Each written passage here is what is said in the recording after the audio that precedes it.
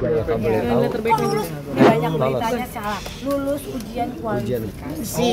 Jadi stepnya kalau di masih ada 4 kualifikasi lagi. Jadi kemarin ujian kualifikasi itu yang pertama. Tapi ujian kualifikasi itu juga susah banget ya, nggak bisa gitu. Dan dia nggak tidur seminggu. Lagi nggak papir tahu. Mentornya gurunya tuh ini.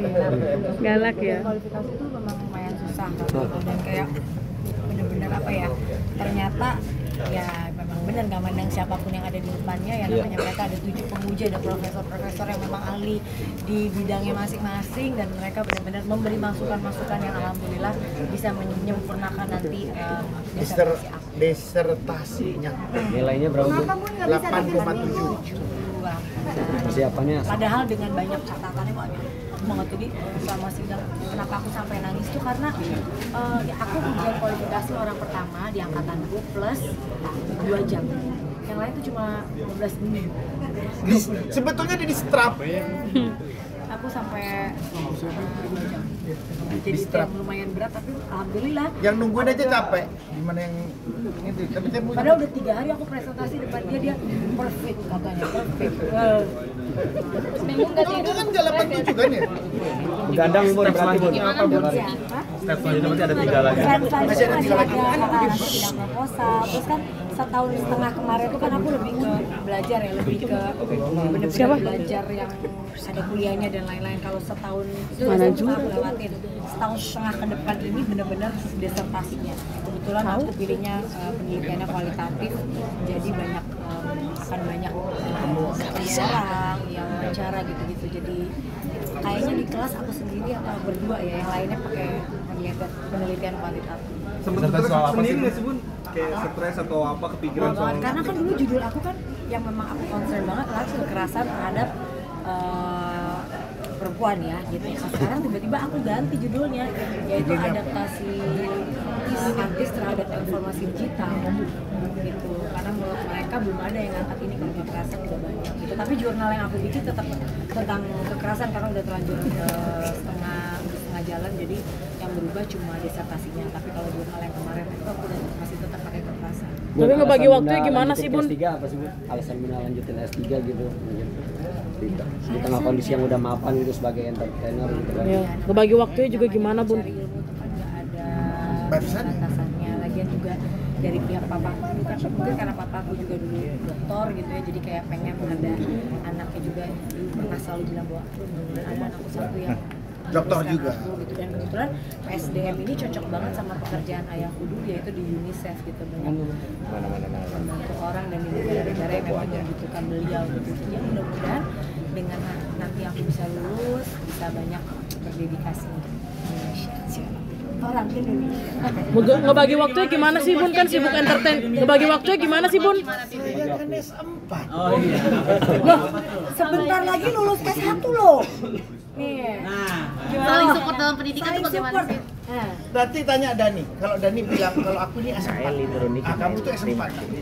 Ngebagi waktunya gimana sih Bun? Kan sibuk juga nih di dunia entertain, terus bisnis juga. Lagi waktu mungkin Bunda punya entertain sama pendidikannya seperti. Memang membagi waktunya yang luar biasa menurut aku tantangannya di sini, karena kan aku juga ibu rumah tangga, aku juga ngurus anak dan suami, aku juga bekerja bisnis ya, dan tidak mudah sebenarnya mengatur waktu di tengah kesibukan yang luar biasa ini. Tapi support dari suami, support dari anak, support dari orang sekitar tuh luar biasa banget. Jadi kayak di saat hari-hari aku nangis, di saat hari-hari yang aku kayak aku lelah, aku nggak mungkin lanjutin, dan teman-teman sekelasku Masya Allah banget. Aku bilang terima kasih tuh. Iya, terima kasih. Dan juga ya, PA1 aku dan PA2 aku ya, Pak Suko dan Pak Fendi, yang ayo bisa baca, belajar. Karena cara berpikir S3 tuh tidak seperti kalau mungkin teman-temanku yang akademisi, mereka udah biasa gitu ya. Kalau aku kan dulu S1 ya lumayan, gak terlalu susah ya. S2 waktu itu aku ambil bisnis karena memang aku butuh basic bisnis, gak punya basicnya gitu. Nah di S3 nih PSDM, pengembangan sumber daya manusia, aku banyak menemukan hal-hal yang menurut aku oh begini ya gitu. Dan cara berpikirku juga semua tuh benar-benar dirubah gitu. Jadi ya mudah-mudahan aku kalau bisa, karena Universitas Erlangga kan salah satu universitas negeri terbaik gitu ya, jadi tidak menyesal kalau aku masuk situ gitu, karena aku dituntut untuk ya lo harus belajar, nggak bisa masuk sini tapi mau setengah-setengah cuma dapat gelar S3 doang tapi Nggak nggak bisa ngerti pakai apa-apa gitu. nggak bisa pakai embel-embel artis nggak bisa. Nggak bisa, ternyata Harus memang belajar. harus belajar gitu, dan aku seneng karena aku dituntut di sini untuk aku siapapun kamu. Selebrita. Iya, kamu harus bisa selebrita. Jadi harus belajar, harus benar-benar, dan aku disupport banget sama suami dan anak-anak, jadi aku benar-benar masya Allah yang Pokoknya aku minta sampai S7. Bun, gimana Bun? Azril juga menyusul S2 di kampus yang sama, bagaimana Bun? Adria seperti apa? Selebrita. Dari Jakarta ke Surabaya. Udah nyetir mobil dari Jakarta ke Surabaya, udah semua. Ternyata masuknya bukan Agustus 12 September. Jadi berubah semuanya ganti lagi. Aduh, karena udah bener. Terus kita tadinya nyari apartemen, nyari kos-kosan. Akhirnya maunya di rumah abah, di rumah saudara kita yang di Barum Sambil. Udahlah, lebih aman dititipin anak di sana kan.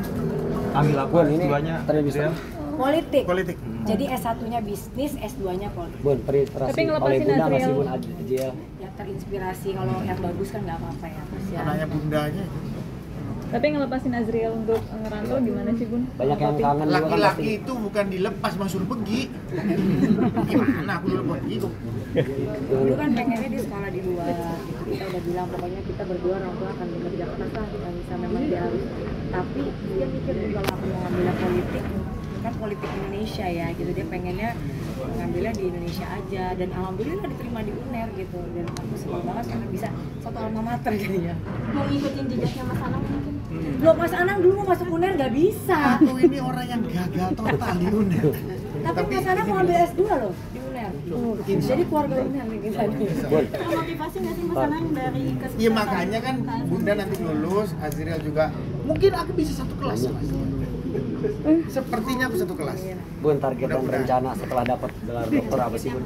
Aku tuh gak ada ngoyo-ngoyo kayak abis dapat gelar dokter mau ngapain, belum terpikir ya kalian. Belajar dulu aja orang susah banget begini, yang penting aku bisa mendapatkan bener-bener ilmunya di sana, aku bisa belajar yang bener, dan ke depan nih tahun depan setahun aku bener-bener gak akan banyak pergi-pergi, hanya fokus kayak kerja, rumah sama Sekolah, rumah sekolah. kerja sama sekolah. Jadi bener-bener aku blok dulu kayak kehidupan yang lain, karena kalau aku nggak Gak apa-apa pun aku ngurus baju bisa loh, nyuci, makan, masak bisa. kamu apa-apa aja nanya aku di celana dalam gimana? Jelasin jangan ada. Kalau ini enggak lah. Bun, kesulitannya apa sih Bun? Ada nggak Bun? Terus apa guys? Kesulitannya apa Bun? Selama ini dalam Enggak, kesulitannya apa? Kesulitannya ya tadi Mas, mungkin kalau aku tuh fokusnya belum ada anak, suami, terus benar-benar fokusnya kuliah aja, mungkin aku bisa, aku yakin gitu. Tapi karena ke distract dan semuanya apa-apa kan masih bunda gitu ya. Gitu. Jadi gak masalah, memang udah terbiasa begitu gitu, dan akunya yang harus memang menghandle dan membagi waktu untuk bisa mana yang aku prioritaskan, mana yang memang waktunya aku untuk belajar gitu. Jadi anak-anak tidur jam 9 malam, nah itu aku Dia belajar. 1 jam aku fokus belajar gitu. Jam 11 baru aku istirahat, karena aku juga sekarang nggak bisa tidur terlalu malam kan, bangunnya juga udah alhamdulillah udah nggak insomnia, bangunnya subuh udah sampai pagi, udah sampai malam lagi gitu. Jadi seneng lah hidupnya lebih teratur. Jadi jangan lupa untuk subscribe Cumi Cumi, ditekan ya tombol lonceng merahnya.